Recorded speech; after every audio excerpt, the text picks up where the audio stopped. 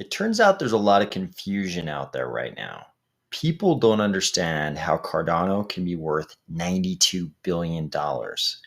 That's because they think Cardano is smart contract software when really it's a new culture within crypto. Ready? Let's go. When I say that Cardano is a new culture within crypto, I'm not saying that we don't have anything in common with Bitcoin and Ethereum and some other crypto communities.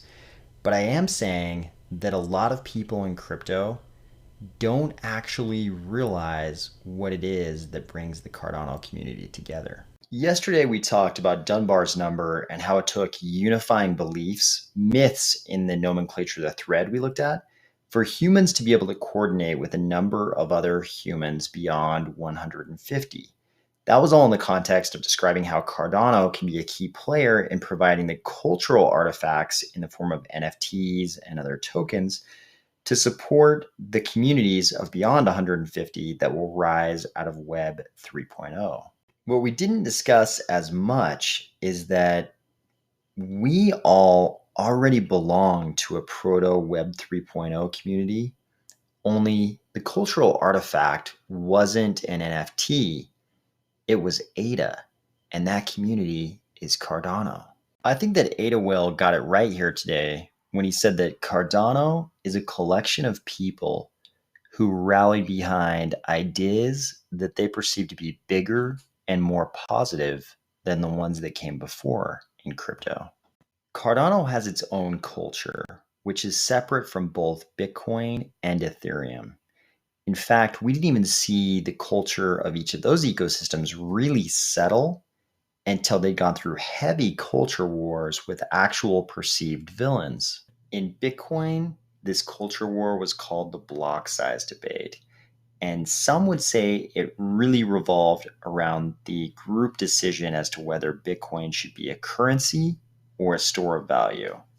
As per usual, the identity of the good guys and the villains is only determined by the history written by the victors, and Roger Ver and Jihan Wu, who were in favor of larger blocks for Bitcoin, were definitely cast as the villains and ended up forking Bitcoin and creating Bitcoin Cash. In the case of Ethereum, the culture war revolved around immutability of the blockchain, whether or not the blockchain was uncensorable, whether or not anybody could go back and change what had already been committed to the blockchain. When the DAO hack happened, it became, I don't want to use the word convenient, but it definitely became expedient for certain leadership figures inside Ethereum to move in favor of destroying the immutability of the Ethereum blockchain so that they could fix the DAO hack. There were definitely questions at the time about whether or not the SEC would step in because of the amount of money raised from consumers and then lost in this hack. And as you can see right here, eventually the SEC published a report in 2017 identifying specifically that the DAO tokens sold on the Ethereum blockchain were securities and therefore possible violations of US securities laws. When the immutability of the Ethereum blockchain was broken to fix this problem, something that prior to that was pretty much unthinkable, again, it resulted in a hard fork and the creation of Ethereum Classic. Also reminiscent of what happened in Bitcoin, anybody who supported the Ethereum Classic fork or even offered to support it, like Charles Hoskinson, was again cast as a villain. You could argue that both of those wars that sort of concretized, I'll let you figure out if that's a real word or not, that sort of concretized the cultures of both Bitcoin and Ethereum were about control. Who would control Bitcoin, the small blockers or the big blockers?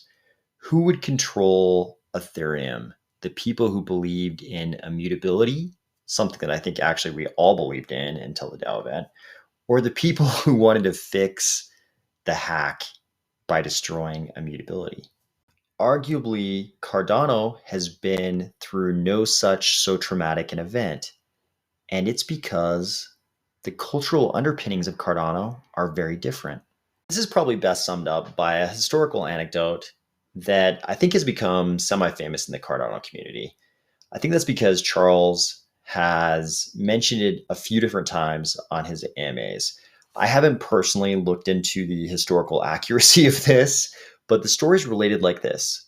When George Washington got done winning the American Revolutionary War, it was expected by all of the royal houses in Europe that Washington would grant himself the crown and throne of the Americas.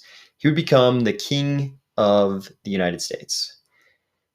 And apparently, various powers in Europe were sort of sending, I don't know if it's supposed to be letters or envoys, sort of congratulating him on what was about to become the kingship of the Americas when it became clear that Washington was not going to crown himself king. Instead, he was going to support the development of a democracy. I am in no way implying that this is a peculiarly American phenomenon. We can find stories like this from various different parts of the world in various different historical periods. Probably every tradition and culture has a story like this. But this type of story has left a serious imprint on the Cardano community.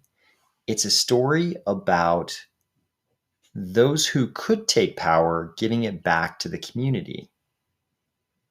And it's left the Cardano community in this place where we're all sort of in favor of doing something that organic organisms on this planet seldom do. We're in favor of acting illogically against our own self-interest if it's better for the common good. If the net benefit would be greater, we're kind of in favor of doing these things that are illogically against our own self-interest. We haven't necessarily seen this in the large cap Gen 1 and Gen 2 blockchains. In the block size debate, Blockstream was very much in favor of small blocks. And it just turned out that Blockstream would end up being heavily involved in side chains and layer 2, which basically become necessary if you end up with blocks that small. In Ethereum, the people who lost a lot of money in the DAO hack or who might have been on the SEC's radar for promoting the DAO, those people were pretty in favor of destroying the immutability of the Ethereum blockchain. More recently, we've seen that as Ethereum tried to move from Ethereum 1.0 to Ethereum 2.0, from proof of work to proof of stake, the miners who are basically not going to be able to mine anymore, they're not going to be able to do proof of work mining anymore, even though they've got all this money invested in hardware, they are getting less and less cooperative with the rest of the Ethereum community as they move closer to the date on which their ability to earn a living through proof of work mining basically gets turned off. The Eagle or EGL token that we covered 2 nights ago is arguably a pretty good example of this. In Cardano, we see a lot of examples of exactly the opposite of this.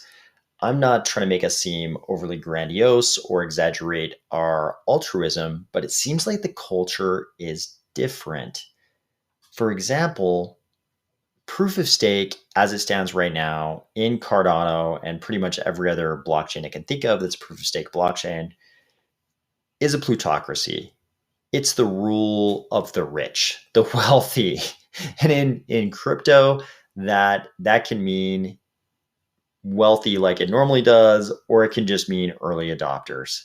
I think all of us who got into Cardano pretty early, we're, in purely economic terms, we're probably just better off if Cardano stays proof of stake, purely proof of stake, a pure plutocracy forever. Because then we basically get to do all the block validation, get all the rewards forever. However, Charles recognizes that this is a plutocracy, and plutocracies often don't go well in the later stages of their growth.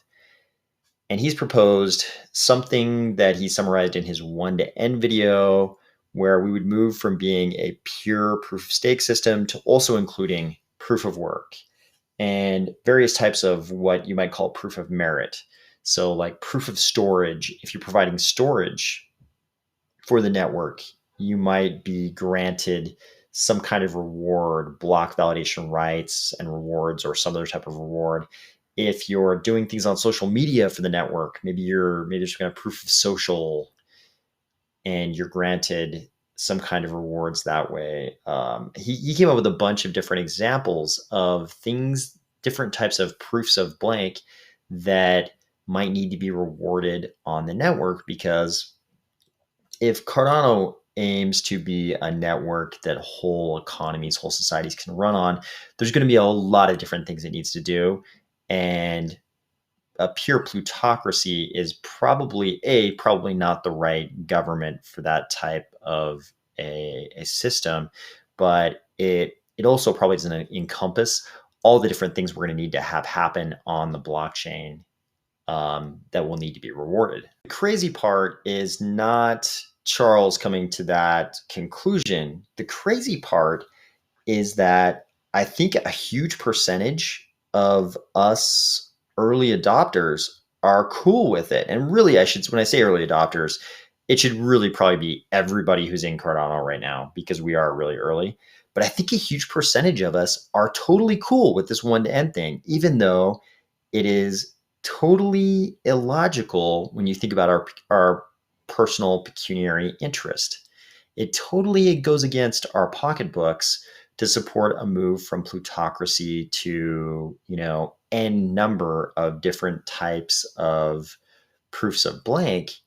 But I think we all know, we've all been imbued with this culture in Cardano, that all of us together as part of this network, as you know different nodes that make up the different number of nodes in the Metcalfe's law calculation that give the network value, as all those individual pieces, we're all going to move towards the thing that is good, that does what we all set out to do in crypto when we first heard about crypto.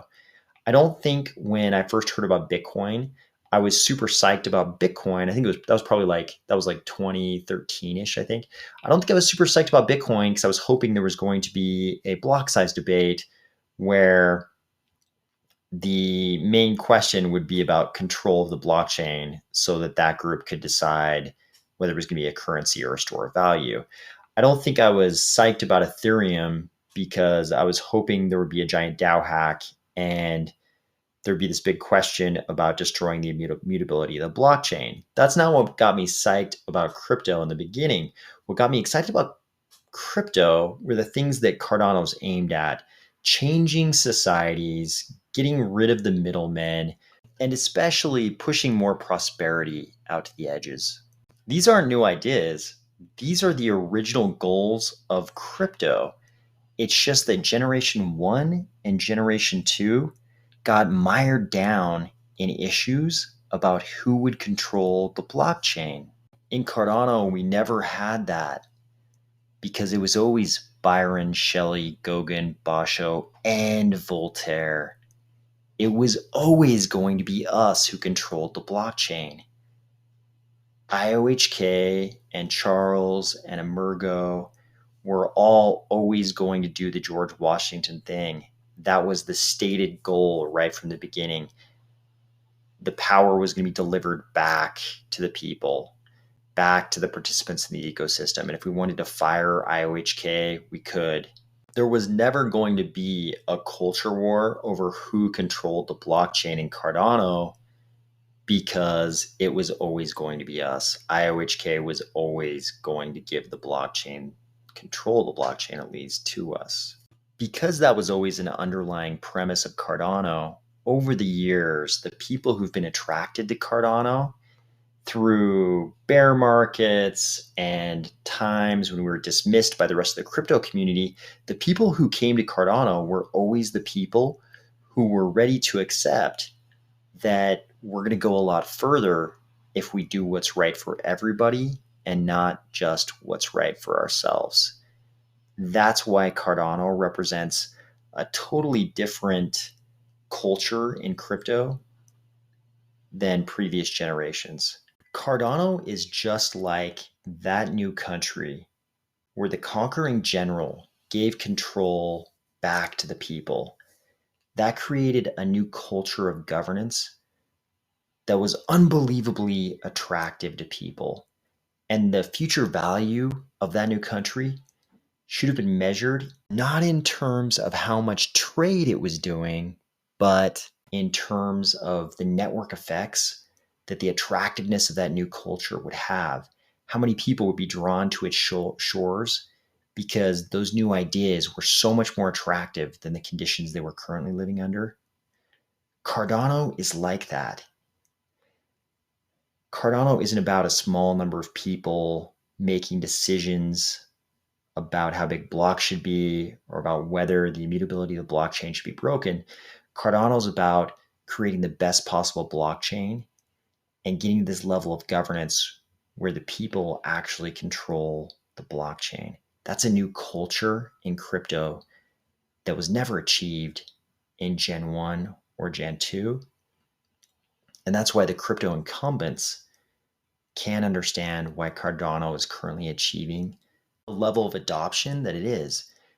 They're calculating our future worth based on total value locked, when really the future value of the Cardano ecosystem should be measured by network effects that will be achieved by the attractiveness of the ideals that underpin this new crypto culture. Talk to you tomorrow.